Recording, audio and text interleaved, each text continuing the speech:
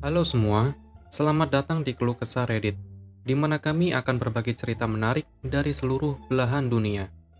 Kali ini kami akan membagikan cerita dengan tema Malicious Compliance, yaitu mengisahkan tentang sengaja mengikuti arahan orang sok tahu dengan maksud buruk. Berikut ceritanya. Cerita pertama. Seorang cewek mencoba untuk merendahkan kewarganegaraanku. Saatnya untuk menuju tak terbatas dan melampauinya. Untuk konteks, aku seorang pria Inggris Amerika berusia 20 tahun yang tinggal di bagian Amerika Serikat yang sangat selatan dan kurang berpendidikan. Aku telah berada di sini untuk sementara waktu sekarang, dan umumnya ketika aku memberitahu orang-orang dari mana aku berasal, aku mendapat sedikit dorongan karena aku tidak memiliki aksen yang kental lagi. Ke cerita, aku bekerja di sebuah kantor kecil. Kami memiliki barisan karyawan sementara yang datang dan pergi. Kebanyakan dari mereka adalah lulusan SMA atau orang-orang dengan pengalaman duniawi yang sangat sedikit. Ini penting untuk nanti. Jadi, suatu hari, mereka membawa ke parade karyawan baru yang biasa dan aku melakukan perkenalan. Hai, aku Opi. Aku salah satu perekrut di sini di perusahaan X. Aku menikah dengan 2 anjing, dan aku berasal dari Inggris. Biasanya ini hanya kalimat sekali pakai yang aku gunakan sebagai icebreaker, dan biasanya langsung meluncur. Sampai wanita muda yang luar biasa ini angkat bicara. Kamu tidak terdengar British. Tentu saja meninggalkan T dengan sangat sengaja. Maaf, sayang jas dan ekornya ketinggalan di rumah, kataku sambil meminum twiningku. Kelompok itu menertawakannya dan aku pikir itu adalah kesepakatan yang cukup terbuka dan tertutup. Tidak. Beberapa hari kemudian, tersiar kabar bahwa cewek ini telah memberitahu sekelompok orang bahwa aku bukan orang Inggris, dan aku berbohong demi pengaruh.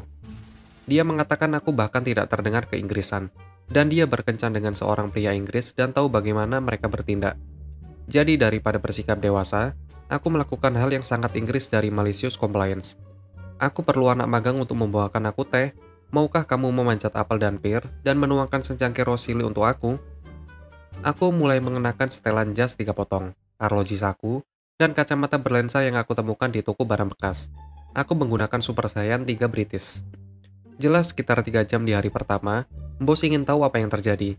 Aku katakan padanya dan dia merasa sangat lucu sehingga dia menugaskan anak magang itu kepada aku untuk sisa hari itu. Aku terus menggunakan frasa dan ucapan berima Inggris yang aneh dan dia harus terus meminta aku untuk berbicara normal. Aku akan menjawab, tapi aku pikir kamu tahu bagaimana kami orang Inggris bertindak. Dia dengan cepat menyadari kesalahannya dan kami menjadi ramah sejak itu. Saat ini, aku menyimpan paspor merah lamaku di laci meja untuk berjaga-jaga jika seseorang melakukan aksi itu lagi. Dan sebagai catatan, aku bukan orang Inggris dan seorang skuser. Cerita kedua. Membebankan biaya untuk uangku sendiri, itu hanya biaya $3. Tapi kalian tahu, aku pelit dan mudah tersinggung oleh keserakahan korporat. Aku tinggal di Kanada, dekat perbatasan. Tidak semua dari kita melakukannya BTW. Dan bank di sini secara rutin menawarkan rekening dolar Kanada dan dolar Amerika. Bahkan ada ATM yang dapat kalian pilih antara USD dan GD untuk menarikan. Ini lebih nyaman dan lebih murah daripada menukar $100 dari satu ke yang lain setiap kali kalian ingin melakukan bisnis cross-border. Waktunya telah tiba untuk memperbarui paspor Amerika. Dan aku membutuhkan cek. Disebut cek di sini. Seharga $130 Amerika.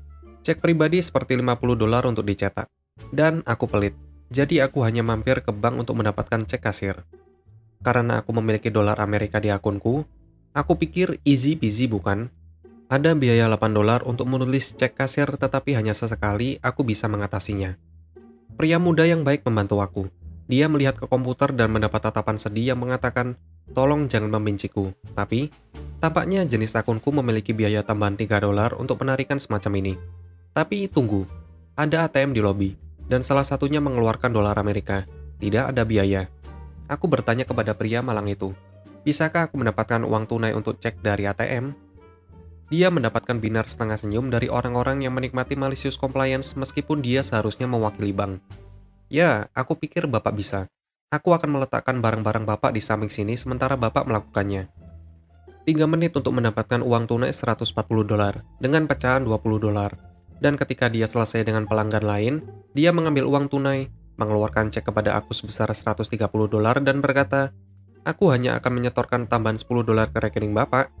Aku dengan senyum tulus terbaik, ya tolong, terima kasih atas bantuan Bapak, dan semoga hari Bapak menyenangkan. Dan aku pergi. Perhentian berikutnya kan ada pause. Cerita ketiga. Selesaikan saja, itu akan baik-baik saja. Aku bekerja di sebuah perusahaan sistem robot. Kami merancang dan membangun sistem di gudang kami, dan kemudian mengirimkannya dan memasangnya di fasilitas pelanggan. Tugasku adalah merakit dan memasang sistem di pihak kami, dan tim lain menginstall, jadi aku mendapatkan cerita ini dari tangan kedua. Produk itu untuk perusahaan makanan besar, dan pada dasarnya menyortir produk makanan jadi dan menumpuknya di atas palet. Pelanggan sudah memiliki dua mesin ini, dan yang baru akan diintegrasikan ke dalam sistem komputer yang sama dengan yang dijalankan oleh dua lainnya. Manajer keamanan, aku akan memanggilnya Guy, bukanlah orang yang sangat pintar dan tidak disukai.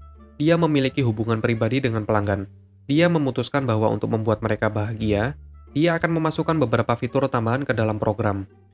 Tapi dia juga memutuskan bahwa tidak perlu memberitahu manajemen atas, karena itu akan menaikkan harga secara signifikan. Jadi dia mengirim email ke rekan kerja John the Programmer. Hai John, aku memiliki beberapa hal yang perlu ditambahkan ke kode untuk pekerjaan ini. Tetapi kita harus menyimpan yang ini dari pembukuan. Dia kemudian menjelaskan apa yang dia janjikan kepada pelanggan. Aku tidak tahu apakah itu ide yang bagus, katanya ragu-ragu. Ini bisa menyebabkan masalah serius dengan sistem yang sudah ada sebelumnya. Tidak, itu akan baik-baik saja. Selesaikan saja. John tidak menyukai hal ini, tetapi pada titik ini dia tahu bahwa tidak setuju dengan Guy bukanlah ide yang baik.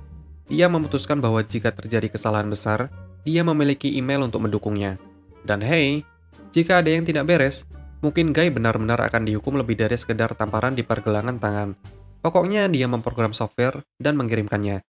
Kami selesai membangun mesin di gudang kami dan mengujinya. Semuanya diperiksa, jadi kami mengemas dan mengirimkannya ke seluruh negeri untuk dirakit ulang oleh tim penginstall dan dicolokkan ke sistem aslinya. Dan program baru diunduh. Kegagalan total. Seluruh sistem mati. Mesin ini adalah langkah terakhir dari lini produksi untuk perusahaan makanan.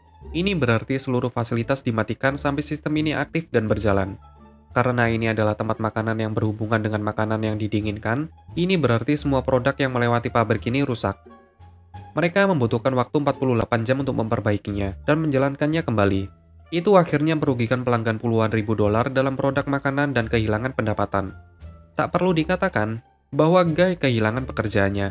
Tidak ada yang sedih melihatnya pergi. Tapi John masih di perusahaan dengan sikap yang kaku. Begitulah ceritanya. Apabila kalian suka, kalian bisa like dan berkomentar di bawah. Jangan lupa subscribe untuk membantu channel ini. Sampai bertemu di video selanjutnya.